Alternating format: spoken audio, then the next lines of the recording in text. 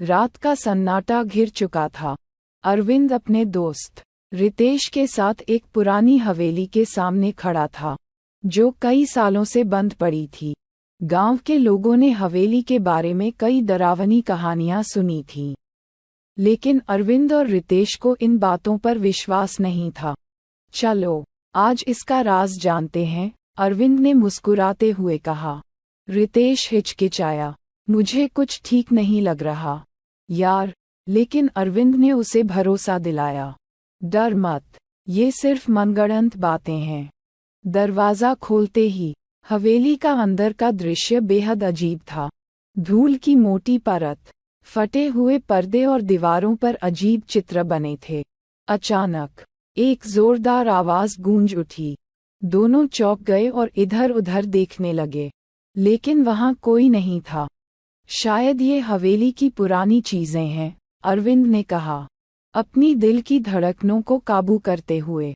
आगे बढ़ते हुए उन्हें एक दरवाज़ा मिला, जो अंदर से बंद था। दरवाजे पर एक अजीब सा निशान बना हुआ था। अरविंद ने उसे खोलने की कोशिश की, लेकिन दरवाज़ा टस से मस नहीं हुआ। तभी दरवाजे के पीछे से किसी के बोलने की धीमी आवाज़ सुनाई दी। रितेश ने कहा, अरविंद, हम यहाँ से चलें, कुछ सही नहीं लग रहा। लेकिन अरविंद ने दरवाज़ा तोड़ने का फैसला कर लिया। एक जोरदार धक्का देने के बाद दरवाज़ा अचानक खुल गया और दोनों अंदर चले गए। कमरा अंधकार में था और ठंडी हवा बह रही थी। कमरे के बीच में एक पुरानी अलमारी खड़ी थी, जिसके पास पहुंचते ही अलमारी की दराज अपने आप खुल गई। अंदर एक पुराना पत्र था, उस पर धूल की परत चढ़ी थी। अरविंद ने पत्र उठाया और पढ़ना शुरू किया। अगर तुमने इस पत्र को पढ़ लिया है, तो समझो तुमने उस रहस्य का दरवाज़ा खोल दिया है, जिसे कभी नहीं खोलना चाहिए था। अब तुम सुरक्षित नहीं हो। रितेश का चेहरा सफ़ेद हो गया। यह क्या है? उसने कांपती आवाज़ में पूछा। अरविंद ने पत्र को फिर से पढ़ा और सोच में पड़ गया। कहीं ये कोई मजाक तो नहीं? उद्धरण चिन्ह। तभी कमरे के चारों ओर की दीवारें हिलने लगीं। फर्श के नीचे से आवाज़ें आनी शुरू हो गईं, जैसे कोई ज़मीन के अंदर चल रहा हो। दोनों दोस्त घबराकर भागने लगे, लेकिन दरवाज़ा अब बंद हो चुका था। उन्हें बाहर निकलने का कोई रास्ता नहीं मिला। रितेश ने घबराहट में कहा, हम यहाँ फंस गए हैं। अरविंद ने दीवारों को ठोका, खिड़कियों को खंगाला, लेकिन सब बेकार था। अचानक एक बूढ़ी औरत की परछाई दिखाई दी। उसकी आंखें चमक रही थीं और वह धीरे धीरे उनकी ओर बढ़ रही थी। वह बोली, तुम्हें यहाँ नहीं आना चाहिए था। अब तुम मेरे जाल में फंस चुके हो।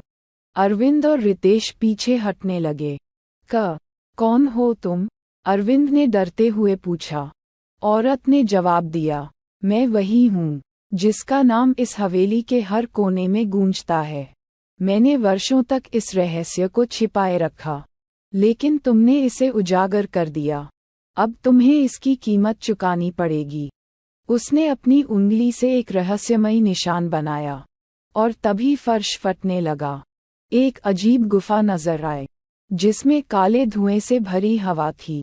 तुम दोनों को अब यहाँ से बाहर जाने का कोई रास्ता नहीं मिलेगा, उसने हंसते हुए कहा। रितेश ने अरविंद की ओर देखा और कहा, ये हमारी आखिरी रात हो सकती है।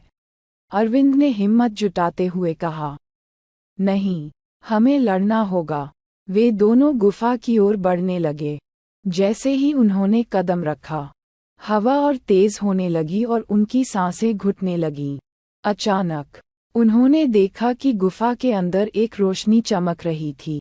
वे तेजी से उस रोशनी की ओर दौड़े और वहां पहुंचकर देखा कि एक पुरानी मूर्ति रखी थी। मूर्ति के पास एक छोटा सा कुंजी था। अरविंद ने वह कुंजी उठाई, और जैसे ही उसने कुंजी को घुमाया, एक दरवाज़ा खुल गया। वे बाहर भागे और खुद को हवेली के बाहर पाया।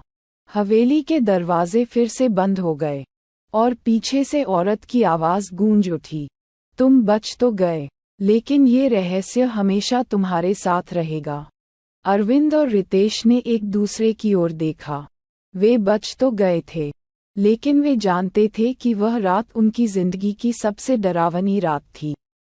हवेली का रहस्य अभी भी बना हुआ था, और वे जानते थे कि कभी कभी कुछ रहस्यों को छेड़ना नहीं चाहिए। सीख: इस कहानी से हमें ये सीखने को मिलता है कि हर रहस्य को जानने की कोशिश हमेशा सही नहीं होती।